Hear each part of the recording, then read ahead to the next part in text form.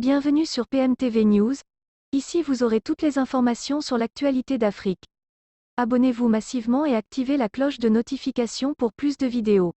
Les criminels qui ont mené une opération meurtrière contre les paisibles populations de cette commune doivent payer leurs crimes. Les forces armées maliennes sont bien décidées à les rechercher et les livrer à la justice. Une patrouille des FAMA en opération dans le secteur de Bankas depuis quelque temps. Les groupes terroristes intensifient des attaques à divers endroits du territoire. La stratégie est claire.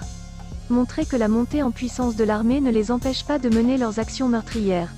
Ils utilisent le mode d'action de la lâcheté. Se dissimuler parmi les populations civiles et attaquer par surprise est un mode opératoire difficile à contrer par les forces armées. Les soldats ne comprennent qu'ils ont affaire à des terroristes que quand des individus se mettent à leur tirer dessus. De plus en plus, les soldats ne se laissent plus surprendre. Et les terroristes se heurtent depuis un moment à des réactions vigoureuses au niveau des postes de sécurité. Ce comportement honorable des hommes en tenu à obliger les forces du mal à changer de mode opératoire. Celles-ci s'en prennent maintenant aux populations civiles sans défense. Le dernier événement en date en est une illustration parfaite. Les terroristes ont mené une opératoire punitive contre de paisibles populations qu'ils accusent d'aider les forces de défense et de sécurité.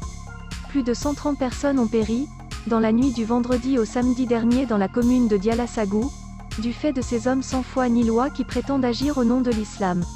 Ce massacre a été perpétré pendant que les forces armées et de sécurité continuent de traquer les groupes terroristes. L'armée révèle, dans un communiqué en date du 21 juin, qu'entre les 20 et 22 juin 2022, des frappes aériennes ont ciblé des plots logistiques et sanctuaires terroristes documentés de la Katiba du Massina d'Amadou Koufa dans les secteurs de Djenné, Tenenkou, Segué et la forêt de Sama, dans le cercle de Bankas. Ces actions s'inscrivent dans le cadre des opérations de protection des populations et de leurs biens. Selon la même source, les frappes sont consécutives à des efforts de recherche et de précision des renseignements sur les auteurs des attaques terroristes contre les populations civiles dans le cercle de Bankas le 18 juin dernier et sous le leadership de la Katiba du Massina. Soumis depuis plusieurs mois à une forte pression des forces armées maliennes jusque dans leur zone sanctuaire où ils disposaient d'un certain confort et d'une grande influence par le passé, ces groupes terroristes ont adapté leur mode d'action et orienté désormais leurs attaques lâches contre les cibles molles et les civils désarmés. Regrette la source sécuritaire. Et cela, au mépris des lois de la République du Mali, en violation de tous les droits humains des populations et de toutes les règles relatives au droit international humanitaire. L'état-major général des armées continuera la recherche de tous les responsables de ces crimes inhumains pour qu'ils répondent de leurs actes devant la justice. Il rassure que la traque des assaillants continue dans le cadre du plan Maliko et de l'opération Keletigui et que les forces armées maliennes, FAMA, assureront pleinement leur mission de défense de l'intégrité territoriale et de protection des personnes et leurs biens.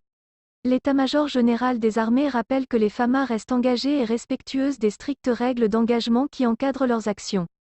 Il est donc évident que l'armée est bien décidée à mener la traque contre les criminels qui se donnent le droit d'assassiner leurs prochains, prétendument au nom d'une religion dont ils maîtrisent mal les préceptes. Les autorités assurent que certains auteurs des actes criminels de Dialassagou ont été identifiés.